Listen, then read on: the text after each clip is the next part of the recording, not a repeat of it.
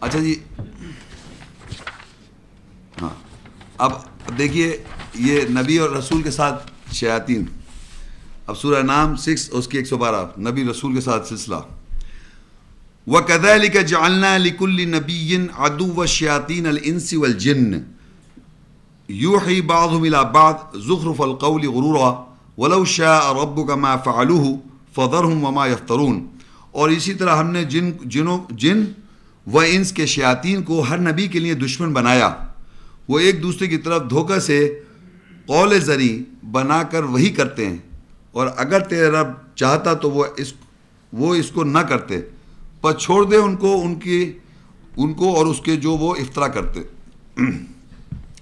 اب پتہ چلا کہ نبی کے انسانوں کے جو شیاطین ہیں، انسانوں کے ساتھ شیاطین لگے ہوئے، اور جنوں میں سے جو شیاطین لگے ہوئے ہیں جنوں کے ساتھ، وہ نبی کے دشمن ہیں.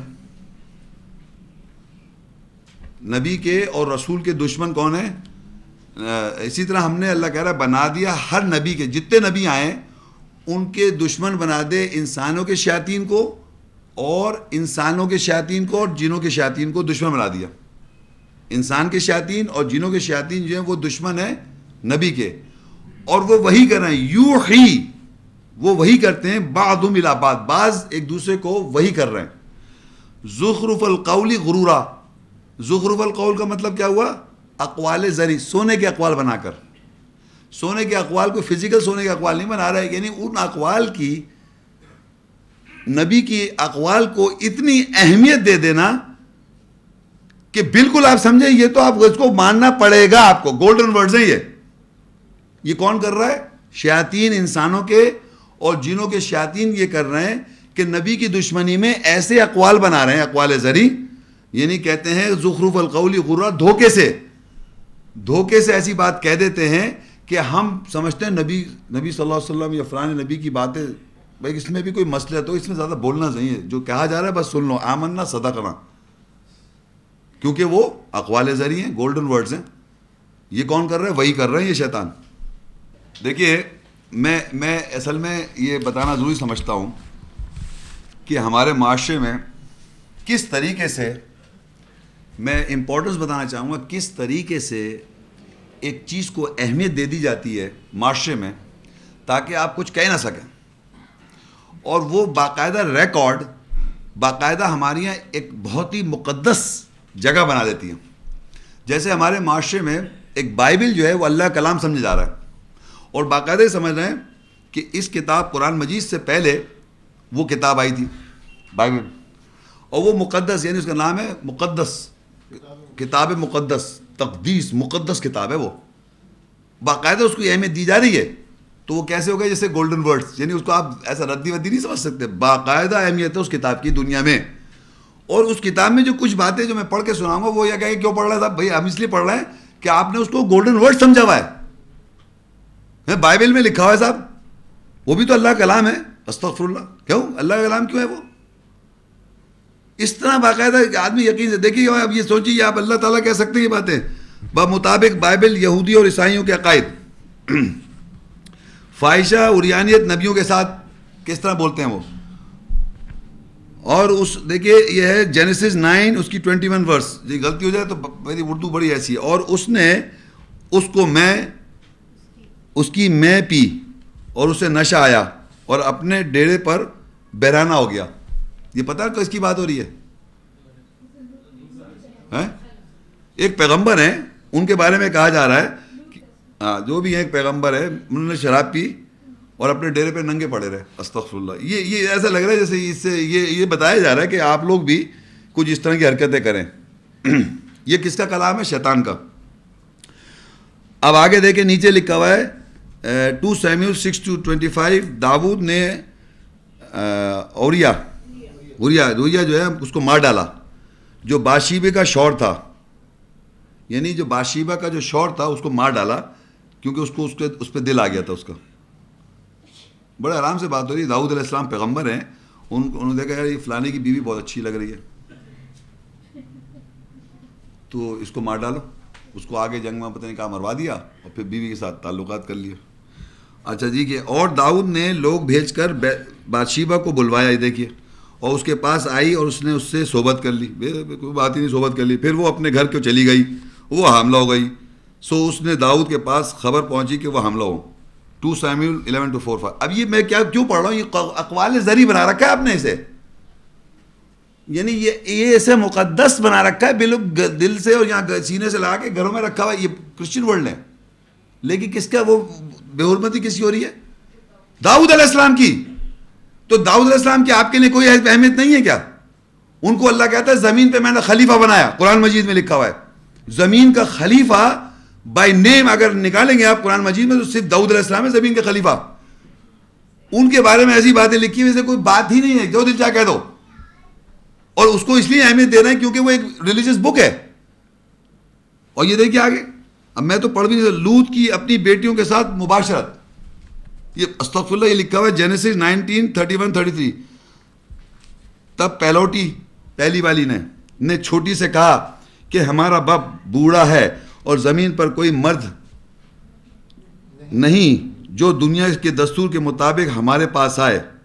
یعنی لوط علیہ السلام کی بیٹیاں کہہ رہی ہیں استغفر اللہ کہ کوئی اب مرد نہیں, کیونکہ وہ تو ہوموسیکشول ہیں سارے, اب کوئی مرد اس قابل نہیں کہ ہمارے پاس آئے. تو یہ بیچارے لوط علیہ السلام اویلیبل ہیں. آؤ ہم اپنے آپ, ارے لکھا ہوا ہے صاحب, میں نہیں کہہ رہا ہوں, یہ لکھیے آؤ اپنے ہم اپنے باپ کو میں یعنی شراب پلائیں اور اس کے ساتھ ہم آغوش ہوں تاکہ اپنے باپ سے نسل باقی رکھیں. سو انہوں نے اس رات کو اپنے باپ کو میں پلائی اور پیلوٹی اندر گئی اور اپنے باپ سے ہم آغوش ہوئی, اور اس لوط نے نہ جانا کہ وہ کب لیٹی اور کب اٹھی اور کب گئی.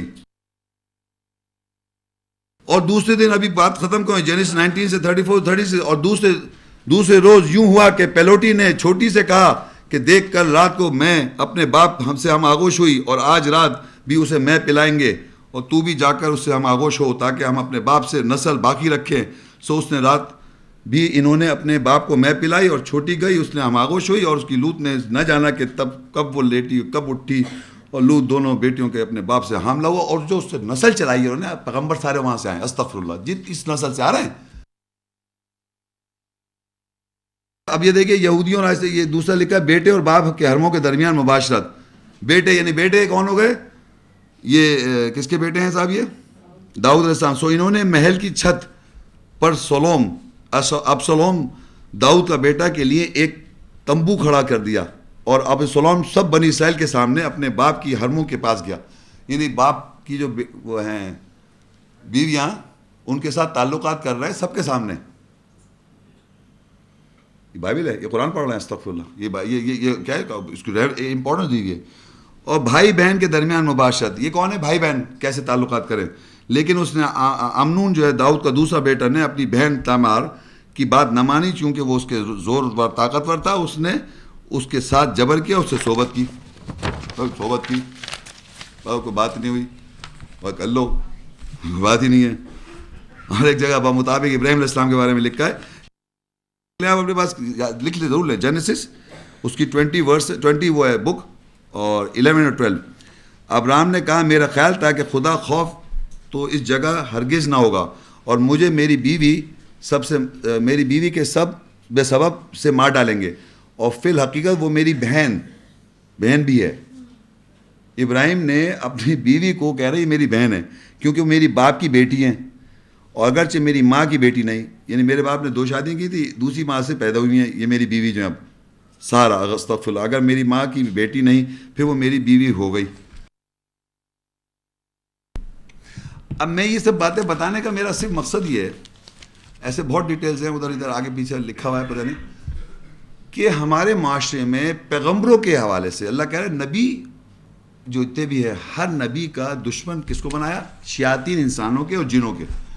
انہوں نے کیا کیا, ایسی باتیں کہہ دی نبیوں کے نام لے کے کہ آپ اس کو نہیں کہہ سکتے. بتانے کا مقصد یہ کہ آپ نے اس کو اقوال زری اتنا گولڈن, یہ شیطان کر رہا ہے قرآن مجید میں. اس شیطان جو انسانوں کا دشمن ہے, انسانوں کا, اور شیطان جو ہے اور جنوں کا جو شیطان ہے, انہوں نے ایسی باتیں کہہ دی اور وہی کر دیا. وہی کا مطلب ہوتا ہے انسپیریشن, متاثر کر دیا تاکہ آپ اس کو ایسا بلیو کر رہے ہیں that is a part of your belief, ایمان ہے آپ کا باقاعدہ, اور اس کے لیے لڑنے مرنے کو تیار ہیں. یہ دیکھیے وَكَذَلِكَ جَعَلْنَا لِكُلِّ نَبِيٍّ عَدُوًّا الشَّيَاطِينِ الْإِنسِ وَالْجِنِّ, اسی طرح ہم نے بنایا ہر نبی کا دشمن انسان اور جن کے جو شیطان ہیں دشمن، یوحی بعضهم الی بعض، وہ وہی کرتے ہیں بعض ان کی طرف بعض، وہی کر رہے ہیں شیطان. اور وہ زخرف القول غرورا، اور ایسی دھوکے سے ایسے اقوال زری بات کہہ دیتے ہیں کہ آپ آرام سے سن لیتے ہیں آمنا صدقنا کہہ کے، کیونکہ آپ کہتے ہیں نبی کا مسئلہ ہے، رسولوں کا مسئلہ ہے، ہمیں اس میں بولنے کی ضرورت ہے. یہ طریقہ ہے منوانے کا، خوب منوا لو، جو دل چاہے منوا لو. تو اللہ کہتا ہے وَلَوْ شَاءَ رَبُّكَ مَا فَعَلُوهُ، اور اگر اللہ نہ چاہتا تو یہ ہرگز نہیں کر سکتے تھے. فَذَرْهُمْ وَمَا يَفْتَرُونَ، چھوڑ دو جو افطرا کرتے ہیں.